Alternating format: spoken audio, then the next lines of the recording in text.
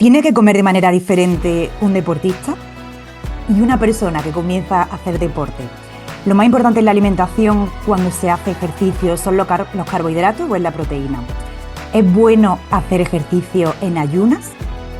¿Es tan maravillosa la creatina? ¿Qué hace realmente en nuestro cuerpo? ¿Por qué presentan anemia algunas mujeres deportistas y cómo solucionarlo? Bueno, hoy traigo el invitado para mí ideal para hablar de nutrición deportiva.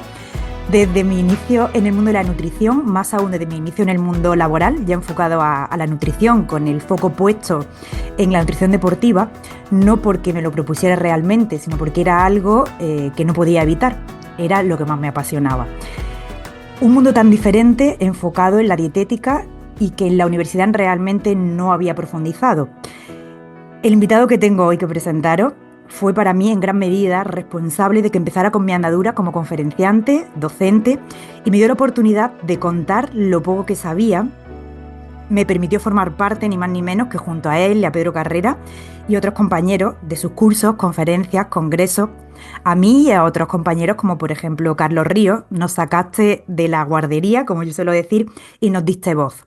Así que gracias doblemente, Fernando Mata, por estar aquí y también por esa oportunidad que me diste. Yo voy a presentarte muy brevemente. Fernando Mata es un investigador y es docente. Para mí, sobre todo, yo suelo decir que eres un maestro. Estás dedicado al campo de la biomedicina, de la nutrición, y estás próximo a culminar tu doctorado en la Universidad de Córdoba. Estás formado como dietista nutricionista, tienes máster oficial en fisiología, en investigación biomédica, en nutrición deportiva, y has desarrollado una amplísima labor docente, sobre todo desde tu empresa, de tus diferentes empresas y proyectos dedicadas a formarnos a los nutricionistas. Tu producción científica también es ya alucinante y bueno, yo hoy voy a destacar, porque tienes varios títulos publicados, tu nuevo libro, que es decir que lo terminé justo este fin de semana, Comer para ganar. Felicidades, Fernando Mata, es lo primero que quería decir hoy porque lo he escrito de la manera más amena y más literaria que podría escribirse un libro de nutrición deportiva. Así que, sinceramente, enhorabuena y bienvenido. Pues muchas gracias, Paloma. La verdad que para mí es un auténtico placer estar aquí contigo. Son muchos los años que nos unen y el crecimiento yo creo que fue en conjunto, ¿no? Este tiempo que hemos compartido desde nuestro inicio, pues nos ha hecho crecer y a mí personalmente, contigo y otros compañeros como han nombrado, como Carlos, pues ha sido un regalo que me ha hecho formarme, crecer y crecer en todos los ámbitos. Así que muchas gracias pues bueno, por este tiempo que tú me vas a permitir estar aquí contigo, que ya llevamos muchos años, ¿no? Ahí intentando coincidir. Pues Fernando, antes de meternos en materia y hablar de nutrición deportiva, aquí hay una pregunta obligada, no sé si tú la sabes, y es ¿qué has desayunado?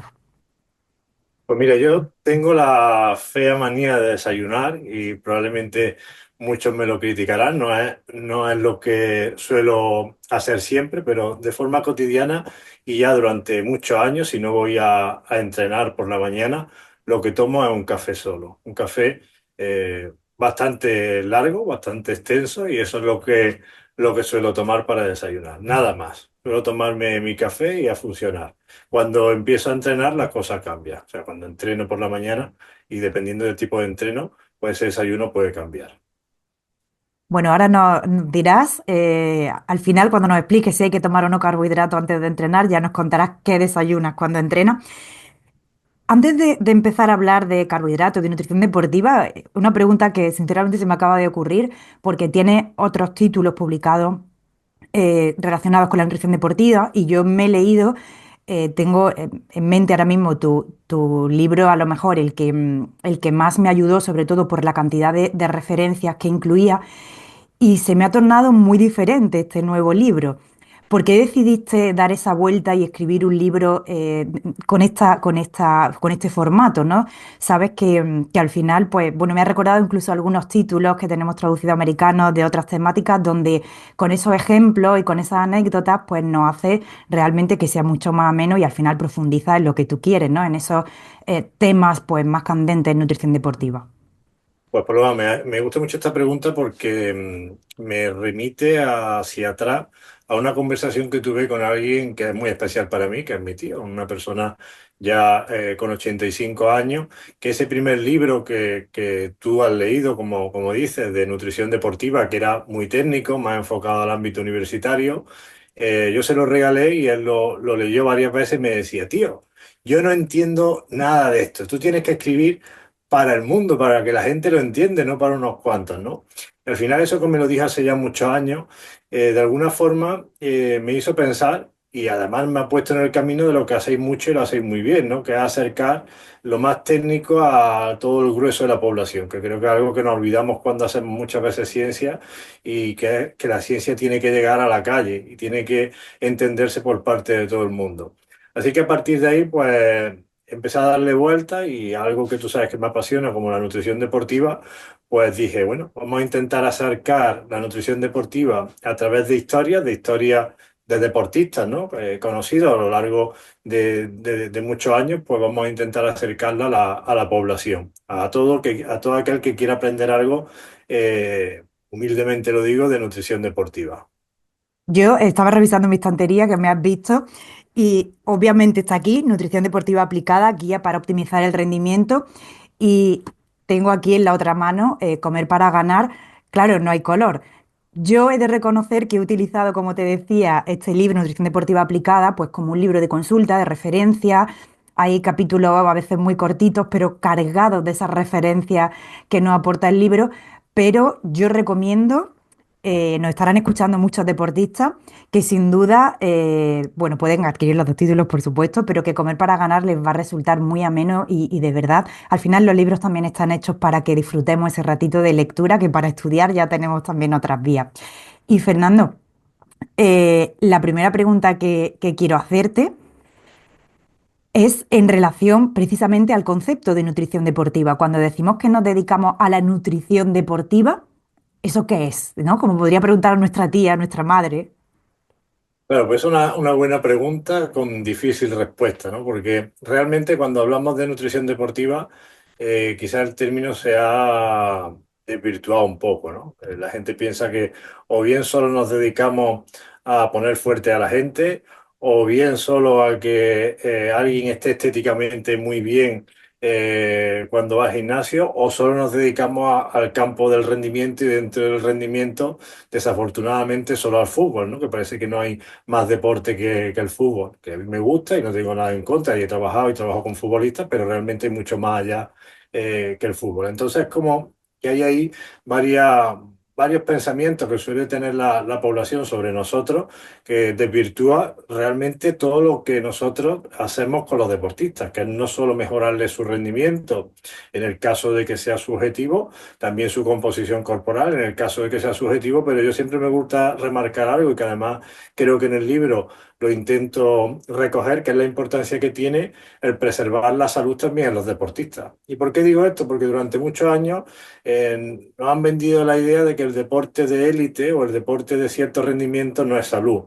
Y los que trabajamos con rendimiento sabemos, y además hay estudios científicos ya que así lo avalan, que si un deportista enferma mucho, si un deportista se lesiona mucho, pues no va a poder entrenar. Y si no entrena, no hay adaptaciones y no hay capacidad finalmente para poder alcanzar el podium o ganar medallas. Por lo tanto, un papel fundamental de un nutricionista deportivo no es solo asegurar que el deportista mejore sus marcas, mejore su rendimiento, soportando, en este caso, ese rendimiento con la nutrición, sino también preservar su salud. Y ahí en ese saco de salud pues, entran muchas cosas. Entonces, digamos que la nutrición deportiva es mucho más que estética o mucho más que rendimiento, es pues darle solución a muchas poblaciones, no solo de deportistas de élite, también amateur, también poblaciones, en este caso de adolescentes que están empezando en su vida deportiva y que tienen que cuidar su alimentación para no solo su composición corporal, que puede ser importante, sino para otras muchas cosas que es necesario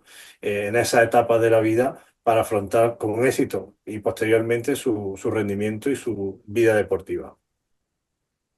Claro, yo lo que opino en todo esto es que creo que a la hora de estudiarlo o de dar nuestras charlas, nuestras conferencias, puede estar muy bien definido por ejemplo, algo que separamos muy bien es la optimización de la composición corporal y los deportes de competición. Y en este sentido, y luego, por ejemplo, perdón, también el deportista amateur. ¿Qué pasa? Aquí podemos diferenciarlo muy bien, pero cuando nos dedicamos a la consulta, muchas veces nos dedicamos a asesorar a personas que tienen un objetivo de composición corporal, quieren competir en algo y a su vez, obviamente, nuestro deber como profesionales sanitarios es preservarles la salud. Entonces ahí se ve un poco mezclado. Esto no significa para mí que tenga que estar siempre así de mezclado. A lo mejor priorizar en cada caso los objetivos. Yo siempre me he englobado más en el campo de la composición corporal, de nuevo, inevitable para mí porque me encantan y de hecho yo creo que esa pasión surgió a la par que yo empezaba a pasar consulta. Me encanta ayudar a las personas a que consigan esos objetivos también estéticos que muchos no saben que tienen también ese beneficio de salud. Y hay algo que no considero banal ni superfluo y me gusta mucho. Pero obviamente hay diferencias muy claras, aunque como bien has dicho, siempre intentemos de alguna forma preservar la salud. Yo te quisiera preguntar si deportista es cualquier persona que empieza a hacer deporte. O englobaríamos también a estas personas dentro de la nutrición deportiva. Hay diferentes niveles. Bueno, aquí hay un matiz que saben muy bien los profesionales de las ciencias del deporte. Yo voy a robarle esos conceptos que son suyos. Yo no soy graduado en ciencias del deporte, pero creo que ellos hacen un matiz muy importante que es la diferencia entre deporte, actividad física y ejercicio físico, ¿no? Entonces, si tú haces, en este caso, una actividad con normas, con reglas, estaríamos haciendo un deporte. Tú puedes ser practicante de deporte, eso no significa que tú seas un deportista de élite. De hecho, el deportista de élite es una definición que incluso la propia ciencia le cuesta trabajo definir. Es una polémica que hay porque en función del tipo de deporte o incluso de diferentes parámetros como la edad o incluso parámetros fisiológicos, todavía le cuesta a la ciencia definir y hay un poco de heterogeneidad en qué es un deportista de élite. Pero respondiendo a tu pregunta, pues tú puedes ser practicante de un deporte si, por ejemplo, vas a hacer un par de semanas a jugar al pádel, pues eres practicante de ese deporte, pero eso no significa que seas deportista de élite. Además, si vas a gimnasio de forma habitual y haces un programa de entrenamiento planificado por un entrenador, pues sería alguien que realiza ejercicio físico, o si vas a caminar con el perro cada día, pues para que lo entienda la gente, sería simplemente alguien que hace actividad física.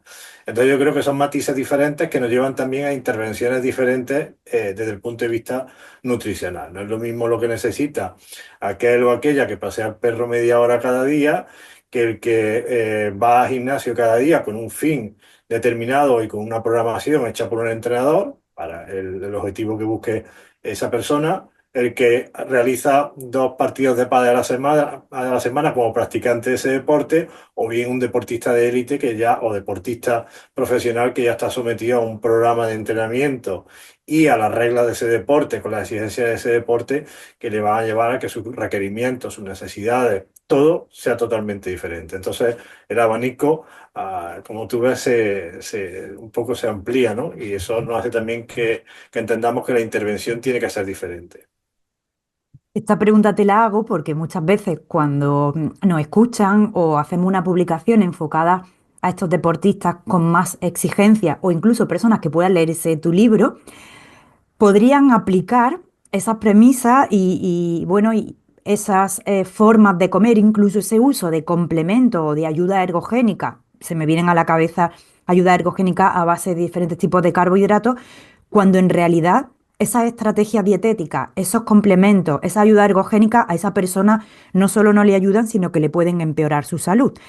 Y aquí surgen a veces debates y luchas absurdas, por ejemplo, donde están las luchas absurdas a veces en redes sociales o con frecuencia, sobre si este complemento sí o no, si más carbohidratos, menos carbohidratos, cuando realmente estas personas que no tienen esas exigencias no requieren lo mismo, ¿no? Porque su tiempo para la recuperación es diferente o más amplio, al final su intensidad en el entrenamiento no es la misma, ni tienen ese tipo de competición, y lo que habría más, yo pienso, es adecuar la pauta nutricional y la pauta de entrenamiento a la vida de la persona para que gane salud y no esas estrategias más enfocadas al deportista. Por eso te hago esa pregunta. Pero ahora que estamos hablando, aunque esto ocurre muchas veces a lo largo del año y este episodio se emitirá más tarde, pero estamos a principios de año y muchas personas han empezado a hacer ejercicio. ¿Tiene una persona, cuidado con la pregunta, tiene una persona que empieza a hacer ejercicio, a entrenar, sea se ha apuntado a pádel, al gimnasio, ha empezado a correr o lo que sea, o con su entrenador personal, ¿tiene esta persona que hacer cambios en su alimentación?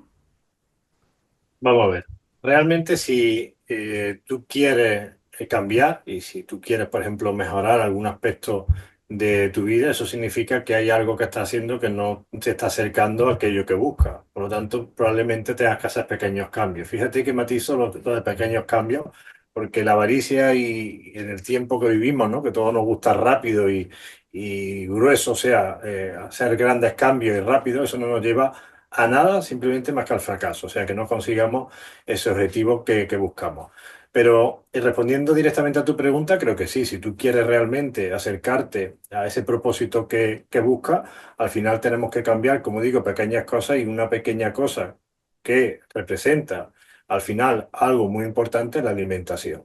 Si tú comes muy mal y sigues comiendo muy mal, el que hagas más ejercicio solo va a poner un parche en un problema, que a lo mejor eres muy sedentario y realmente sí que te puedes encontrar mejor anímicamente, puedes ver que reduce algo o mejora algo tu composición corporal, pero eso, como se suele decir y para que todo el mundo lo entienda, eso es pan para hoy y hambre para mañana, ¿no? Es algo que no nos va a dar una solución, digamos, en el tiempo y mantenida en el tiempo, que es lo que buscamos, un cambio de nuestro estilo de vida, que es lo que se va buscando al final con todo esto.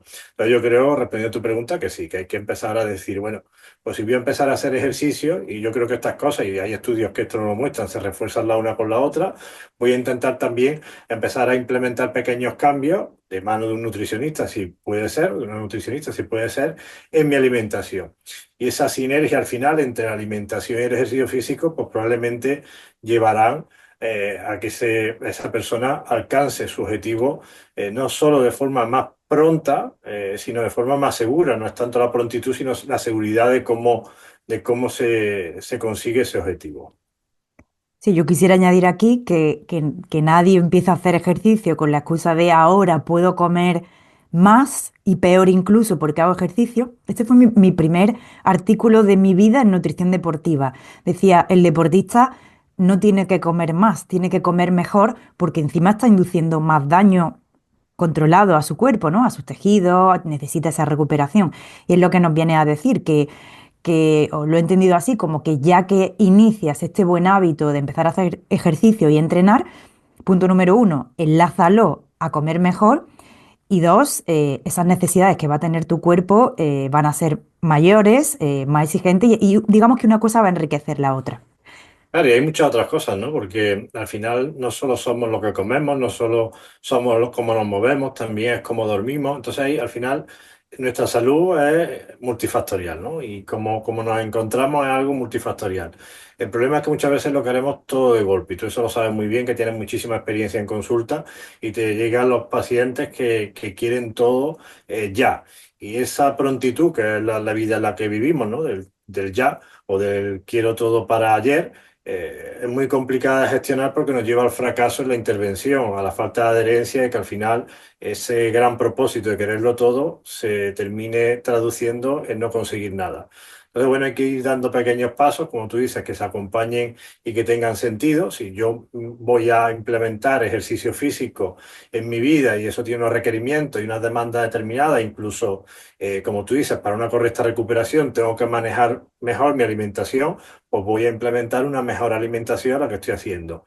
Y también un componente clave que tendré que negociar conmigo mismo o con un profesional cuando implementar es si tengo un sueño de muy mala calidad y eso interfiere en muchísimos aspectos también de mi comportamiento con el alimento o incluso de mi recuperación y de cómo me encuentro con los demás y cuando hago ejercicio, pues también tendré que poner medidas de higiene del sueño para mejorar ese aspecto de mi vida. Pero como consejo, y es simplemente algo que desde mi experiencia en consulta lo he visto, creo que los propósitos tienen que ir haciéndose y cumpliéndose poco a poco para que no nos, digamos, aturdamos y finalmente los dejemos todos en el camino. Es una pena que hoy no nos da tiempo a hablar de sueño, que tú te estás convirtiendo en un auténtico experto de esa función que tiene el sueño y el descanso en nuestra salud. Hoy hablamos de nutrición deportiva y la pregunta clave en nutrición deportiva, que la has ampliado muy bien en tu libro, es, ¿hablar de nutrición deportiva es hablar de carbohidratos, Fernando, o no son tan importantes como pensábamos? Bueno, eso sería una reducción al mínimo de nuevo de lo que es la nutrición deportiva. Al final, la nutrición deportiva, el deportista, la deportista necesita otras muchas cosas más allá que esa energía rápida que nos da y en determinados escenarios el carbohidrato. Es también la hidratación, es también la proteína como elemento estructural clave y para otras muchas funciones. Son también las grasas, que tampoco podemos olvidarlas, la importancia que tienen. Son los micronutrientes que son clave para que el resto de las cosas funcionen de forma adecuada y luego, pues bueno, como se suele decir ahora, y yo lo llevo diciendo muchos años, es tremendamente importante el comernos el arco iris, ¿no? Todos los polifenoles y sustancias fitoquímicas que se encuentran en los alimentos de origen vegetal que son tremendamente importantes para muchos aspectos de nuestra salud, incluso en la recuperación del deportista. Pero luego hay otro arte que hay que añadir a la nutrición deportiva, que es cómo todo esto lo combinamos, cómo lo combinamos en el tiempo, cómo lo personalizamos, cómo hacemos un traje a medida para ese deportista en función de su día a día, de sus necesidades, de la etapa donde se encuentra dentro de la temporada. Es decir, ya no hay una linealidad de voy a darte tantos carbohidratos siempre y a lo largo de toda la temporada. Hoy ya, como tú bien sabes, periodizamos la nutrición en el deportista, periodizamos la energía que le damos cada día, es decir, cuántas calorías le damos cada día, cuántos carbohidratos le damos cada día en función de las necesidades que tenga ese día. Entonces, hoy la nutrición deportiva es un arte, porque al final no deja de ser un arte el planificar todas estas cosas, dárselas de forma personalizada a un atleta para que consigamos su máximo rendimiento, preservando también su salud. De hecho, tú me permitiste participar en ese famoso artículo eh, que hablaba de que no era lo mismo comer para entrenar que para competir. Si puedes resumir un poco a qué nos referíamos con eso. Pues te agradezco porque es un artículo que publicamos hace ya muchos años, ¿no? Y que nos intentaba de alguna manera, o intentábamos expresar en él, como tú bien sabes, las diferencias que hay en dos escenarios completamente distintos en el mundo del deporte, como es la competición y como es el entrenamiento. Cuando alguien entrena, lo que busca es que su cuerpo, a través de ese estímulo que genera el entrenamiento y que los entrenadores, los profesionales de la ciencia del deporte, pues modifican y también planifican de forma muy acertada, pues que se generen adaptaciones. O sea, que se generen adaptaciones en nuestro cuerpo que mejoren nuestro rendimiento. Pero ahí, evidentemente, en ese escenario hay intervenciones nutricionales que pueden potenciar ese fenómeno de adaptación que produce el entrenamiento, o sea, puede amplificar lo que el entrenamiento hace o puede interferir en ese proceso de adaptación. Entonces ahí tenemos un escenario, el escenario A, que es el entrenamiento. Luego tenemos un escenario B, que es para los que se preparan todos los deportistas, que es para competir e intentar ganar en competición. Y claro, aquí, si yo tengo dos competiciones seguidas en un corto periodo de tiempo, a mí me da igual la adaptación. Yo lo que quiero es que en el segundo encuentro que tenga, el segundo partido, el segundo lo que sea dentro de la competición, yo esté en la mejor forma posible. O sea, yo esté lo más recuperado posible, en óptimas condiciones para poder afrontar esa competición o el primer día de competición. Entonces aquí lo que vamos buscando es rendimiento. El foco es rendimiento y no la adaptación. De nuevo aquí, en este escenario, las estrategias nutricionales van a ser diferentes. Van a ser estrategias nutricionales encaminadas a que el deportista tenga la suficiente energía y la capacidad de utilizarla para poder enfrentar esa competición. O entre competición y competición que se recupere lo mejor posible, de la forma más óptima posible, para que esa segunda competición la enfrente de forma tan digamos, capaz como para ganarla. Ese sería el objetivo. Si me lo permite, Fernando, yo eso lo ligo también al deportista amateur, porque pueden estar escuchándonos personas que tienen sus competiciones de fin de semana, de sus diferentes aficiones, y a veces cuando hablamos de competición parece que nos referimos únicamente al deportista de élite para que gane, pero yo lo que veo es que estas personas, ¿no? Se me vienen a la cabeza estas personas que se apuntan a diferentes tipos de carreras, pruebas, ahora se lleva High Rocks, serán carreras de obstáculos, luego la competición dentro de mi box, etcétera, ¿no? El partido con los amigos.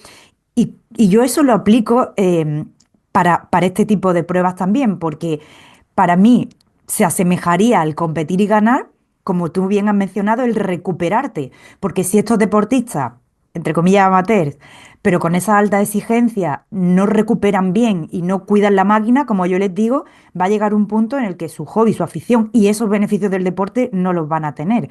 Entonces, igualmente podríamos aquí asumir que esa pequeña prueba es también una competición, aunque el objetivo de esta persona no sea ganar, propiamente dicho. Totalmente, Paloma. Incluso habría que, algo que estamos viendo ahora en consulta y que me gustaría transmitir a tus oyentes, que tenemos hoy deportistas en consulta que no son deportistas que consideramos tradicionalmente como élite, pero que llevan y tienen una exigencia de entrenamiento que roza de forma muy parecida a lo que hacen los deportistas de élite. Tenemos deportes hoy que se están, digamos, practicando de forma muy masiva, como el CrossFit, por decir alguno, cuyos entrenamientos son muy intensos, con unas características bastante, digamos, exigentes, y que además muchos de los practicantes lo hacen con una asiduidad bastante, con una frecuencia bastante grande. O sea, se asemeja, no te voy a decir a lo que hace, por ejemplo, un triatleta o hace un deportista de élite, pero cuidado que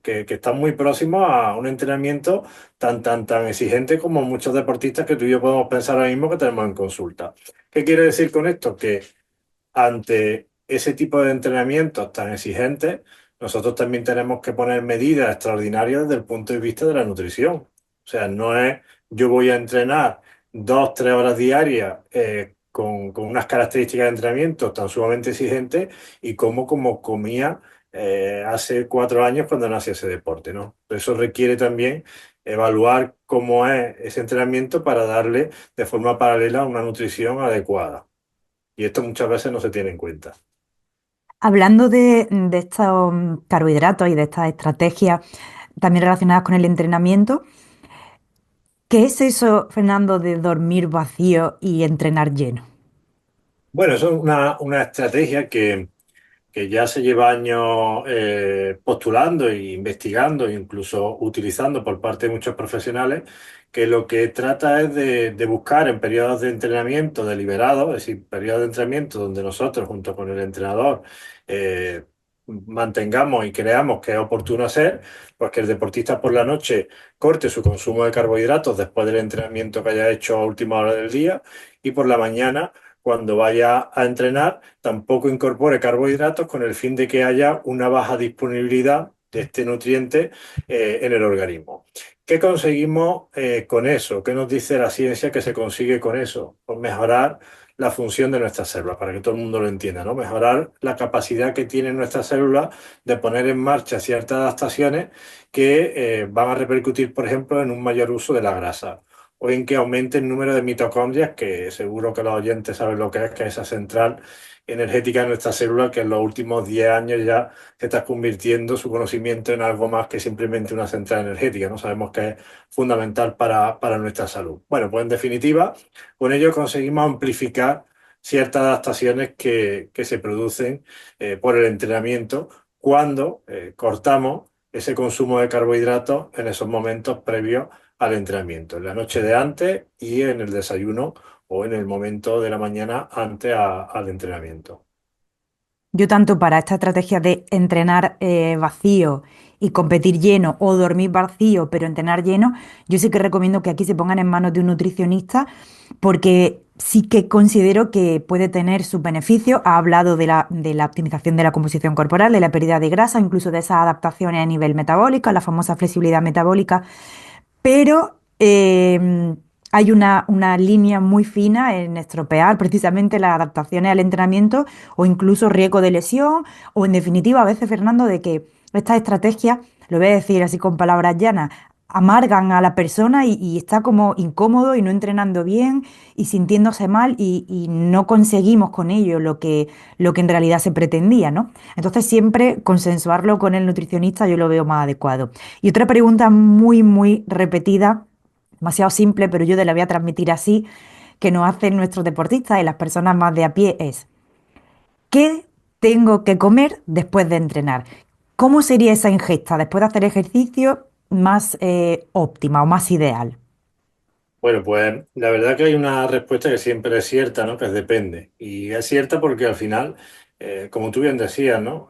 Generalizar pues nos lleva a error y aquí hay tantos matices que para eso estamos, ¿no? Los profesionales de la nutrición estamos porque tenemos que dar soporte a una variedad de objetivos y también a la fisiología tan dispar que tenemos los seres humanos, pues necesita la gente pues de nosotros para ello, ¿no? Entonces generalizar pues con esto es lo que se debe comer después de entrenar sería equivocarnos en la respuesta. Lo que sí tenemos que, por simplificar un poco, ¿no? Y porque el oyente se lleve algo, lo que tenemos que considerar es, bueno, ¿qué entrenamiento hago, ¿no? O qué exigencia tiene mi entrenamiento y para qué busco ese entrenamiento. En función de esa primera pregunta, yo ya puedo empezar a ver qué puedo recomendar o qué puedo tomar después de entrenar. Si yo, por ejemplo, he hecho un entrenamiento de fuerza, donde las necesidades, por ejemplo, que tienes entrenamiento de fuerza, un entrenamiento de fuerza convencional, ¿no? Pues a nivel de carbohidratos, por ejemplo, no es tan demandante como otros deportes. Sabemos que hay daño estructural en el músculo esquelético y además para mejorar, ¿no? Lo que sería la adaptación del músculo esquelético vamos a necesitar proteínas para evitar parte, ¿no? Del daño muscular que se puede producir y se produce durante el entrenamiento. Si queremos modular ese daño muscular, pues también ahí tenemos lo que hablábamos anteriormente, los polifenoles. Pues bueno, pues podemos meter algo de carbohidrato. Tampoco necesitamos mucha cantidad, incluso no tenemos por qué, si no queremos meterlo en ese momento, si vamos buscando un entrenamiento de fuerza con digamos, con un objetivo común, ¿no? Voy a mejorar mi fuerza y mi masa muscular de forma normal, sin algo especial en cuanto a su planificación y objetivo. Proteína tiene que estar presente y podemos meter también, si queremos, algo de fruta que nos estaría aportando esos polifenoles y algo, evidentemente, de carbohidratos. En cuanto al tiempo, algo que me preocupa mucho de lo que veo en los gimnasios, que el tiempo, veo con la gente como la proteína es tan importante después del entrenamiento de fuerza, pues la gente corre y se mata por los pasillos del gimnasio para tomarse ese batido de proteína. Pues lo mismo, depende, ¿no? Si yo soy un atleta y necesito y tengo poco tiempo entre evento y evento, pues la recuperación será muy importante. El tiempo de recuperación será tremendamente importante. Para cualquier oyente ahora mismo nuestro, que vaya al gimnasio simplemente, como decía, con un fin de mejora de su salud, de mejorar algo su estatus muscular, pues bueno, tómate la proteína en forma de pescado, en forma de carne o como tú quieras, cuando llegues a casa y cenes. No hace falta que te tomes un batido rápido después de entrenar. Que por cuestiones prácticas, de practicidad, vas a pasar mucho tiempo hasta que llegues a casa y te resulta útil el batido, pues tómate el batido después de entrenar. Pero lo que quiero transmitir es que no es necesario correr tanto después de entrenar para un objetivo cotidiano, un objetivo de lo que la mayor parte de nosotros realizamos y tenemos cuando vamos a entrenar. No sé si me explico, pero bueno, podría ser básicamente eso. Hay que incorporar algo de carbohidrato, no sería, dependiendo del deporte, sería más o menos necesario. Si hacemos un deporte donde la demanda de esos carbohidratos son mucho mayores, pues podríamos introducirlo. Imaginar, por ejemplo, un deportista de resistencia, pues probablemente aquí la necesidad sea mayor, aunque repito, es muy difícil el matiz porque depende de qué objetivo busque yo luego después incluso el entrenamiento. Entonces, si digo algo ahora, sería una generalización tan burda que llevaría al error. Pero bueno, al final todos sabéis que el carbohidrato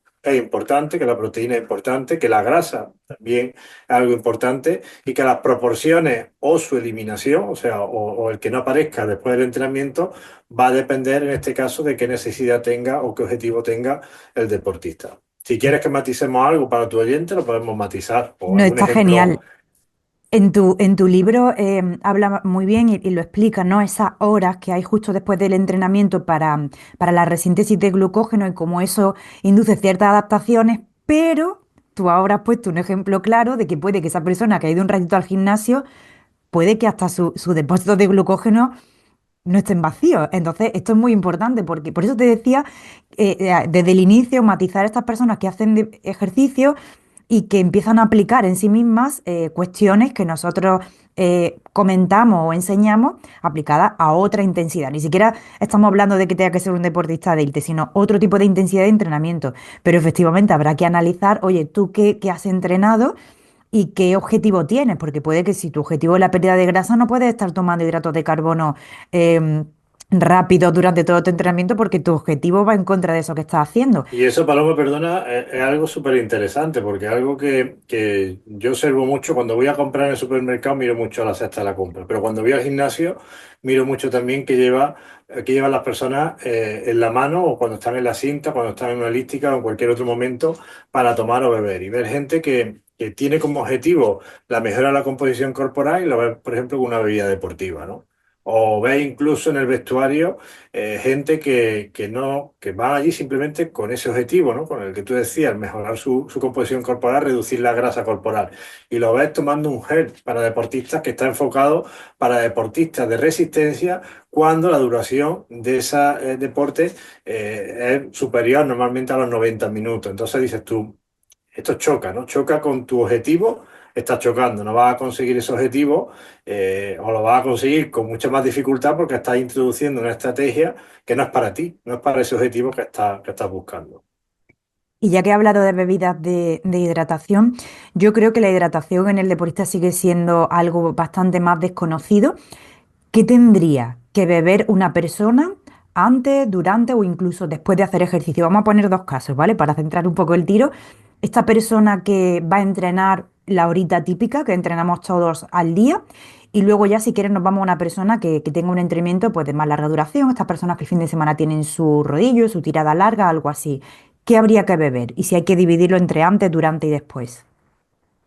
Mira, Paloma, pues en cuanto a al tema de la ingesta de líquido, seguimos mucho batallando y eso es algo que los alumnos, por ejemplo, en la universidad me preguntan mucho, ¿no? En la asignatura que yo di, nutrición, y cuando llegamos al tema de hidratación, siempre me preguntan, oye, ¿y 8 vasos de agua, ¿no? Esa típica recomendación.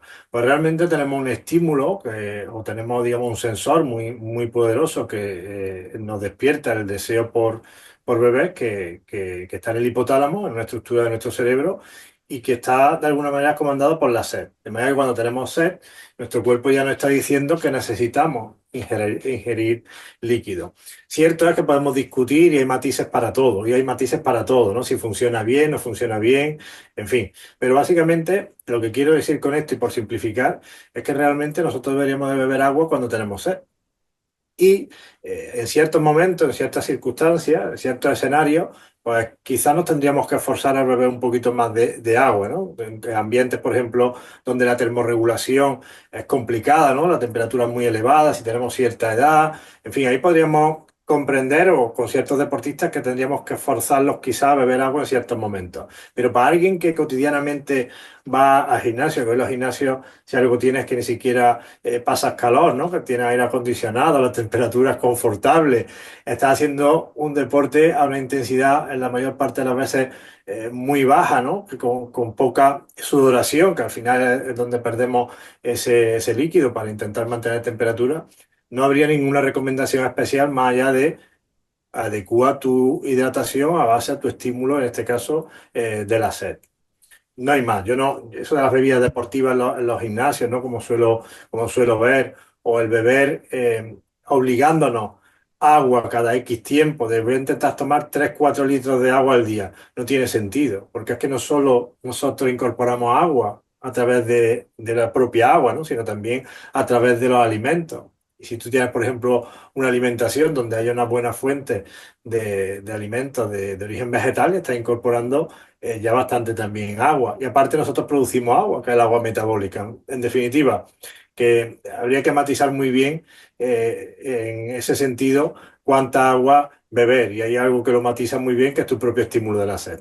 No hay que considerar nada especial. Eso me parece clave, ¿eh? Porque sigue habiendo muchísima tontería y aquí nos podemos salir hasta del mundo de la nutrición deportiva, nos vamos al mundo de la nutrición en general, con lo de, yo es que tengo un problema, que bebo poca agua, que bebo mucha, y yo en realidad basta la recomendación de, oye, usted intente quitar todas las bebidas de su vida que no sean agua, consideramos agua también alguna infusión o ese café solo, pero no hay mayor preocupación con ello. Yo sí que puntualizaría que, por ejemplo, en personas que entrenamos en ayunas o en personas que filtramos el agua como yo con un filtro, yo sí que o bien le añado algo de electrolito o bien no bebidas deportivas que llevan sus hidratos de carbono, sus diferentes tipos de azúcares y gran cantidad de electrolitos, sino que añadir una pequeña dosis de electrolito al agua o incluso una pastilla de minerales, que incluso yo las pauto a personas ya de más edad, puede tener sentido. Pero si una persona se ha desayunado un par de piezas de fruta o una tostada con jamón, esto es importante, con jamón o queso, y va a hacer ejercicio, ya ahí el cuerpo tiene ciertos minerales que son indispensables, ¿no? Para esa correcta hidratación. Efectivamente, al final lo que tú dices, si tú ya estás incorporando ese líquido a través de alimentos y además esos minerales que son fundamentales para la retención de ese líquido, que muchas veces lo olvidamos, al final esos electrolitos, como comúnmente llama la gente, ¿no? Esos minerales, pues tienen muchas funciones básicas, ¿no? Para nuestro correcto funcionamiento, pero una de ellas es que si nosotros no lo incorporamos y bebemos mucha agua y no tiene esos minerales, nosotros esa agua la vamos a excretar, la vamos a eliminar. De manera que mucha agua nos puede llevar a la deshidratación cuando esos electrolitos no están presentes en el agua. Pero bueno, ese matiz es importante, eso es lo que tú decías, ¿no? En función de lo que coma por la mañana, pues también así va a ser mi necesidad de beber más o menos agua, que por otro lado también te lo va a dictar la sed. Si no hay ninguna alteración funcional o incluso con la edad, que ese estímulo se puede deteriorar por el paso de los años, pues debería teóricamente funcionar bien. Un problema común que ahora se está observando en la población, quizás por esa idea que se nos ha ido metiendo de bebe agua, bebe mucha agua a lo largo del día, es que ese propio sistema que nosotros tenemos de regulación de la ingesta de líquidos marcado por la sed se está desregulando, porque al final tú le estás dando de forma voluntaria al organismo agua, poniéndote la botellita al lado y bebiendo cada media hora, porque me ha dicho el profesional que tome 4 litros diarios de agua, pues estoy de alguna manera alterando ese estímulo fisiológico normal, que sería el que nos dicta la ingesta de líquido, que es la sed. Bravo, Fernando. Esto llevo mucho tiempo queriendo volver a decirlo porque ya lo habré dicho en alguna ocasión. Yo esto me parece súper importante porque igual que yo hablo mucho de hábitos en general, de que hemos desaprendido, ¿no? A identificar hambre y saciedad, porque estamos dándole al cuerpo de comer cada 3 horas, la población general, con esta tontería, permíteme, de no, tienes que estar bebiendo agua y ponte la botellita y ponle saborcito para acordarte y no sé qué. Creo que también estropeamos nuestro propio mecanismo de la sed. Y creo que esto es importante, o sea, tenerlo entrenado, igual que somos pesados y pesadas con lo de intenta escuchar a tu cuerpo de cuando tiene hambre, también en temas relacionados con el ciclo menstrual femenino. Oye, escucha a tu cuerpo, esto de entrenar y comer en función del ciclo. Oye, ya te digo yo que no necesito 7 artículos, que si escucho mi cuerpo sé que quizá tengo que bajar un poquito el ritmo en esta fase y que soy más con más fuerza en esta otra fase. Igual pasa con la sed, igual pasa con el hambre y con las sensaciones de nuestro cuerpo, que estamos tratando al ser humano a veces como si fuera un poco tonto cuando nuestra máquina es perfecta si la sabemos escuchar. Tú que eres un experto en fisiología general, fisiología del ejercicio en biología, el cuerpo tiene señales maravillosas, si no, no estaríamos donde estamos. Claro, al final, todas esas señales, el escucharla entre comillas, entiendes así para el oyente, es fundamental porque es la que nos dicta cuando tenemos hambre, cuando tenemos sed o cuando tenemos otras necesidades.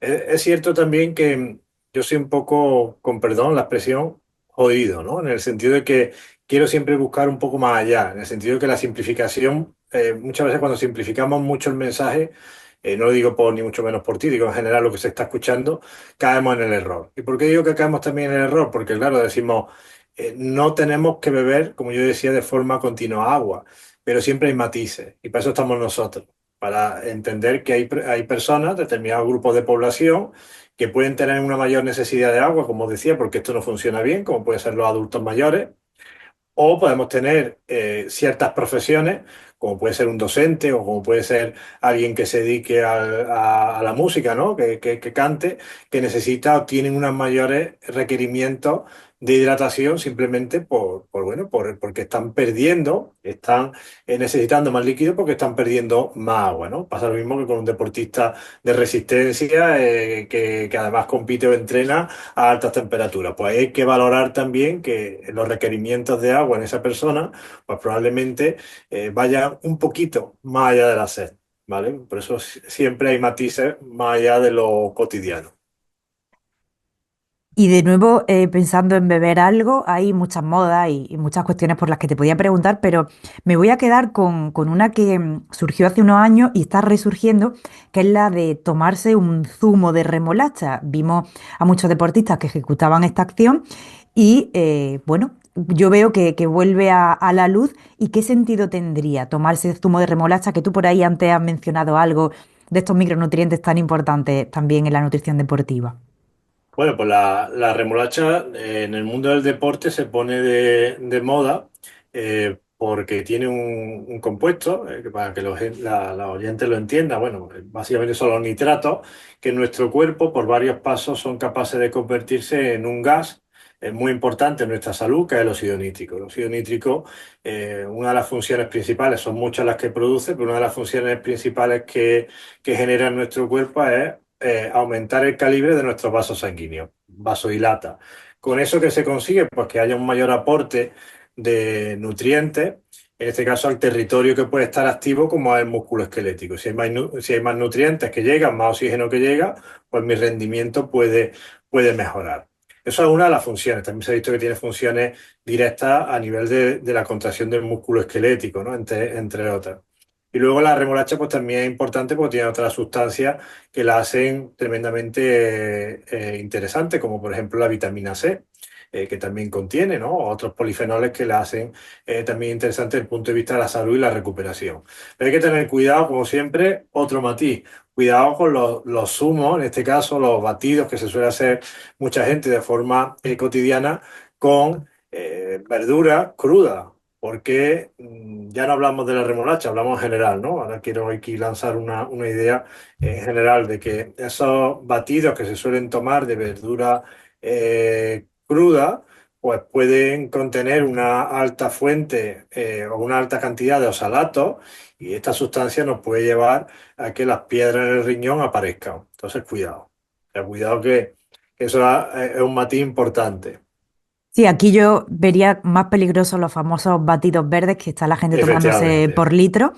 Y en el caso de la remolacha, yo incluso empecé a usar el polvo de remolacha como tal, que HSN lo sacó en polvito. Y aparte de ponerme rosas las cosas y súper monas para la receta, pues la verdad que se consiguió un polvo que no tenía tanto sabor terroso o amargo como la propia remolacha, que por cierto, si está cocida en el agua de cocción se va lo más importante y parecía como interesante. Pero de nuevo, no es ninguna bebida mágica, pero sí hay que tenerla en cuenta y estudiarla. Y viendo Sí, estos pero me ha servido, ingredientes, Paloma, perdona, lo matizaba que es diferente, ¿no? Porque la remolacha al final en su composición es diferente a lo que son esos batidos de vegetales que se suelen hacer en crudo en muchas personas, pero me sirvió muy bien tu pregunta para matizar que cuidado, que las piedras de oxalato se regalan, ¿no? una ensalada y vamos casi mejor. Con respecto a estos ingredientes y complementos, Fernando, te voy a pedir, esto es complicado, pero vamos a seleccionar cinco. No nos da tiempo a explicarlo, ya lo aclararemos en otro momento. Cinco complementos relacionados con la nutrición deportiva que tú destacarías. Mira, ni siquiera lo voy a destacar yo, ¿no? Por ser un poco riguroso y en base a lo que tenemos en la literatura, hay 5 suplementos, en concreto 5 ayudas ergogénicas, o sea, 5 suplementos para que lo entiendan los oyentes, que se ha visto que mejoran el rendimiento, que podríamos decir que en determinados escenarios, en función del deporte, son eficaces. Uno de ellos lo tenemos cada mañana al desayunar, que es la cafeína, ¿no? En este caso, presente en el café. Sabemos que la cafeína como suplemento es una muy buena y eficaz ayuda ergogénica. Otra muy de moda, porque hay una creciente literatura que nos muestra sus beneficios más allá incluso del rendimiento, también en el plano de la salud, es la creatina. que eso seguro que la conoce muchísima gente. Luego tenemos los propios nitratos, que hemos dicho hace un minuto, ¿no? Que se encuentran, entre otras fuentes, en la remolacha. También una buena ayuda ergogénica.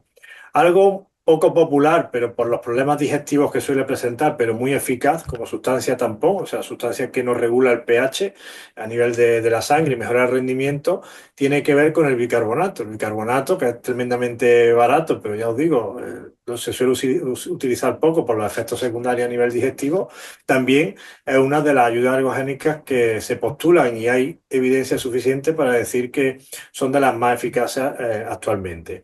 Y luego tenemos otra sustancia que ayuda a regular el pH, en este caso dentro de la célula, que es la betalanina. Estas 5 sustancias son las que actualmente la ciencia pone en el podio como ayuda ergogénica. Luego ya podríamos hablar de otros suplementos cara al mantenimiento de la salud por ejemplo, para las lesiones. Eso ya sería matizar, que si quieres podemos entrar en ello en función de otros aspectos que se consideren. Buah, me ha sorprendido muchísimo que incluyera la betalanina. Vamos a remarcar que Fernando ha destacado 5 complementos relacionados o sustancias relacionadas con el rendimiento. Si hablamos de salud, yo ya recomiendo que se lean tu libro que habla de muchas vitaminas, minerales, de complementos muy relacionados con la salud que al final también es rendimiento. Pero por curiosidad, explícanos por qué ha incluido la betalanina y luego muy brevemente qué haría la creatina, que esto también es una pregunta muy frecuente y te las pregunto a las dos porque están algo relacionadas. Mira, pues la betalanina, por llevar un poco esto al suelo, ¿no? Como se suele decir, yo tengo deportistas, atletas de atletismo que por los tipos de entrenamiento y los tipos de esfuerzos que realizan, se va a generar una disminución del pH en la célula. Ya sabéis, para que entienda el oyente, que nuestro cuerpo funciona a un pH ligeramente alcalino, ¿no? 7,2, 7,3 aproximadamente. Cuando cae el pH de la célula, pues la célula deja de funcionar bien o no funciona tan bien como debe, ¿vale? Para que lo entendamos todos. ¿Qué ocurre? Que nosotros tenemos compuestos de forma natural en nuestra célula que lo que hacen es mantener ese pH en esa, digamos, en esa franja óptima de funcionamiento de la célula. Cuando realizamos ejercicios, sobre todo ejercicios de alta intensidad, el pH de la célula cae mucho. Y yo a través de la betalanina puedo formar un compuesto en el interior de las células, que es la carnosina, que lo que hace es abrazar a esas sustancias que disminuyen el pH, a los hidrogeniones, para evitar esa caída de ese pH y que eso altere, digamos, nuestra función muscular, nuestro rendimiento. De manera que se demostró hace ya bastantes años, en concreto por Roger Harris, que fue el mismo que puso de manifiesto la importancia de la creatina en los años 90, en el 92, pues que dando betalanina se podría aumentar este compuesto en el interior de la célula y controlar así el pH de la célula. ¿Para qué? Para evitar la caída del rendimiento. Y por eso se utiliza la betalanina como ayuda ergogénica en el campo del deporte. ¿Y la creatina? Vale, pues la creatina. Todos los que llevamos muchísimos años ligados al campo del deporte, ¿no? Y de la nutrición deportiva, pues sabemos que ha pasado por muchas fases. Pero hoy cada vez la evidencia es mayor. De hecho, el Instituto Australiano del Deporte, el Comité Olímpico Internacional, la mete dentro de esos 5 suplementos con una evidencia de tipo A. O sea que la literatura científica marca que realmente hay evidencia suficiente como para recomendarlo. Básicamente es un compuesto pleiotrópico, o sea, tiene muchas funciones. No podemos decir que solo tiene la función típica de mejorar nuestra capacidad para producir energía rápida, que es una de sus funciones, sino que hoy sabemos que tiene otras muchas funciones a nivel celular, desde la expresión de ciertos genes, aumenta, como sabéis, a partir de esa producción de energía nuestra capacidad para generar fuerza, etcétera. Pero algo que creo más interesante, más allá de lo que ya sabemos de cómo mejorar el rendimiento, es todo lo que se está vinculando al plano de la salud, porque se ha visto en diferentes poblaciones cómo esta sustancia, la creatina, puede ayudar, por ejemplo, para ciertas enfermedades neurológicas. Para ahora recientemente se ha publicado para enfermedad cardiovascular, incluso para algo tan sumamente importante en adultos mayores, y a partir de los 40 ya empezamos a ver ese declive que es el de la masa muscular, ¿no? Cómo en conjunto al entrenamiento de la fuerza cuando incorporamos la creatina nos puede ayudar a preservar algo muy importante, que es la función muscular, es decir, la fuerza, y también nuestra masa muscular. Incluso hay algunos estudios ya también que postulan que puede ser interesante desde el punto de vista de la densidad mineral ósea, ¿no? Del mantenimiento de nuestra estructura ósea. En definitiva, hay muchas cosas por las cuales la creatina hoy se está eh, vendiendo mucho, pero de nuevo me gustaría remarcar algo, que es que lo primero es el alimento y luego tendríamos que pensar en el suplemento. Con esto quiere decir que mucha gente seguramente cuando nos escuche vaya a la estantería de su tienda de suplementación, al supermercado a buscar creatina y la cesta la compra la siga teniendo igual de mal que antes de escucharnos, ¿no? Entonces, primero hay que comer bien, entendiendo lo que sería como una cesta de la compra saludable, que eso podríamos matizarlo, y posteriormente a eso, si fuese necesario y quiero seguir mejorando mi salud y buscar esa guinda al pastel, como dice el doctor Asker Jankendrup, pues entonces ver si suplementar o no con creatina. Que en todo caso, lo mejor es que se ponga en manos de un profesional para determinar. Pues Fernando, para despedirnos, te va a tocar decirnos, esta va de sorpresa, qué 5 alimentos incluirías sí o sí en tu cesta de la compra para precisamente, aquí sí, cuidar la salud y el rendimiento. Di 5, sabemos que habrá muchos más, pero 5 que tú destaques. Bien, voy a irme a algo más genérico, pero que creo que todo el mundo lo entenderá. En mi base de alimentación, guste más o menos, ¿no? Los tiempos que corremos, están las plantas, con todo lo que eso conlleva. Eso no significa que yo, particularmente yo, no coma carne. De hecho, la como, pero significa que en mi base de la alimentación se encuentra el consumo de fruta, verduras, legumbres y algo que no sé a ti si te va a gustar tanto, pero los cereales integrales también forman parte de mi alimentación cotidiana. Luego, evidentemente, doy un segundo salto, ¿no? O introduzco siempre en mi alimentación algo de pescado o carne. Eso forma parte de mi alimentación. Carnes rojas las limito más. No sé si eso tampoco te va a gustar mucho, pero las suelo limitar más. No me gusta, pero te Y quiero igual, ¿eh? vale, simplemente al final de eso se trata, ¿no?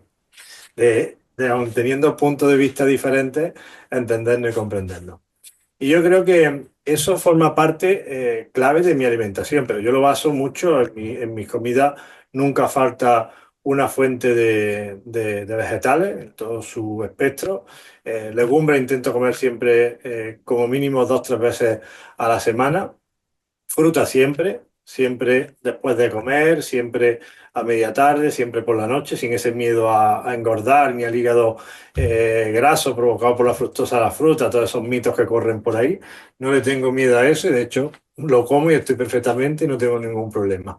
Y luego, por supuesto, para darle también un buen aporte de proteína, que ya las fuentes vegetales de por sí, si las mezclamos correctamente, lo podrían dar, pero yo me gusta el pescado, me gusta la carne y también introduzco siempre en una proporción menor a esto primero que he dicho, pues algo de carne y algo de pescado. Una Básicamente alimentación, eso, sí, una dieta mediterránea al uso que está ya perdida y olvidada, pero sí es verdad totalmente. que la lleva a cabo. De Oye, hecho, perdona, Fernando, Paloma, pero me gustaría rescatar esa idea de dieta mediterránea, porque aunque muchos la han criticado y se sigue criticando, al final el modelo de dieta mediterránea es un modelo muy inteligente de alimentación, más allá de los matices que le podamos dar, porque era una alimentación y sigue siendo una alimentación basada en plantas, fundamentalmente, donde se introduce el pescado como fuente de proteína, donde la carne estaba presente, pero no en grandes cantidades, porque al final estaban los guisos formando parte de esa estructura, ¿no? Alimentaria y donde toda su estructura y como patrón de alimentación que es sumamente interesante. De manera que ahora, como nos gusta desterrar muchas cosas de la alimentación, las desterramos, pero más allá de algunos matices que le podamos dar de su origen, etcétera, creo que el significado que tiene es muy interesante y dentro de nuestra, bueno, de nuestra cultura sería algo a rescatar o a potenciar por los beneficios que tiene. Y de hecho, es la dieta o el patrón de dieta con más ciencia detrás. Así que por mucho que lo critiquen y por mucho que se diga, hasta que se demuestre lo contrario, que se puede demostrar, y de eso trata la ciencia, pues ahí está. ¿Sabes lo que pasa, Fernando? Que ahora se le ha cambiado el nombre. Hace unos 10, 8 años, cuando empezamos a trabajar juntos, empezamos a hablar de comida real, tanto tú como Carlos, como yo, y ahora se llama comer comida real, pero en realidad es dieta mediterránea. ¿Qué pasó? Que la dieta mediterránea se convirtió como en un producto comercial y lo cogió pues la industria del vino. Dieta mediterránea parece que es comer tortilla de patatas como la del supermercado, que está ahí frita con aceite de girasol, comer pizza precocinada, porque claro, la pizza más mediterránea, eso no es la dieta mediterránea. Pero Paloma, si nos ceñimos a lo que nos dicen los grandes investigadores de dieta mediterránea y hablas con ellos, más allá de la copita de vino, que yo no comparto, a lo mejor lo comparto con fines de compartir con amigos, de un momento determinado, no digo que eso no pueda estar ahí, ¿no? Pero al final como medida o como recomendación para todo el mundo, no creo que sea acertado meter eso en una recomendación nutricional, ¿no? El meter la copa de vino, puesto que ya sabemos que no hay límite seguro de alcohol y yo creo que esto la ciencia cada vez lo está determinando más. Pero luego hablas con los profesionales que se dedican a la investigación en este campo y ellos no introducen ese tipo de alimentos, ¿no? Ellos no te hablan de pizza, no te hablan de tortilla de patata, que tampoco estaría mal, o sea, que tampoco una tortilla de patata nos va a matar, o sea, que eso Y no es me refería algo, más a precocinados de supermercado, pero efectivamente. te decía eso, que cuando hablamos ahora de comer de una manera más sencilla, más simple, comida real, efectivamente es lo mismo a lo que nos referíamos hace más de 10 años con dieta mediterránea, ¿no? Esos ingredientes de temporada, muy importante. Y me gustaría terminar, no sé si escuchaste, además yo creo que tú estabas en aquella clase y yo también, cuando el profesor el doctor Villegas dijo en una de sus conferencias que, además con palabras como él decía, ¿no? Que era como de estúpidos considerar la dieta mediterránea fijándonos simplemente en la alimentación, cuando la dieta mediterránea implicaba un nivel de actividad física, un nivel de exposición solar, un respeto por la estacionalidad de los alimentos, de los productos. Entonces, todo esto lo vamos también a poner en evidencia porque obviamente tiene su importancia cuando hablamos de salud y de dieta mediterránea. Claro, además lo definimos como un patrón de dieta y cuando hablamos de patrones hablamos de que algo más que simplemente sentarnos en la mesa a comer, que también es importante, ¿no? El hecho de cómo comemos en la mesa, quién nos acompaña. O sea, hay muchos matices en la alimentación que van más allá de los nutrientes que tenga ese alimento, ¿no? Y eso también es tremendamente importante, lo que tú decías, la actividad física, la exposición solar. Pues Fernando, Esto que vas a tener que cortar. Pues Fernando, muchísimas gracias. Yo quisiera recordar a los oyentes que si quieren seguir aprendiendo de ti, aparte de leerse Comer para Ganar, la guía definitiva de nutrición deportiva, tú eres el director de CEAN Group, donde hay un mogollón de formaciones, entre ellas nuestra formación en la que me permitiste también participar, especializada en nutrición deportiva. Tienes también una formación espectacular en analíticas para el deportista, de lo cual también hablaremos más adelante. Pero no sé si quieres resaltar algo más o bueno, recordarle a la gente dónde puede encontrarte. Nada, pues quiero darte las gracias, que sabes que es mucho el tiempo y el cariño que te tengo y nada, simplemente también dar las gracias a las universidades pues, que confían en mí, que creo también correcto nombrarlas, ¿no? Tanto a la Universidad Europea de Madrid, con la que trabajo, y a la Universidad Alfonso X, y por supuesto a CEAN, que es mi empresa, que es la que de alguna manera despertó y despierta la llama de enseñar y de aprender pues cada momento, ¿no? Y sobre todo en esa relación tan buena que tengo con Pedro Carrera Bastos, que es mi socio y amigo, y también con Antonio Ballester. Bueno, pues dejaré todos los enlaces por si alguien quiere seguir aprendiendo contigo. Un abrazo enorme, Fernando, y además nos vemos prontito. Muchas gracias, Paloma, un abrazo. Un abrazo, chao. Chao, chao.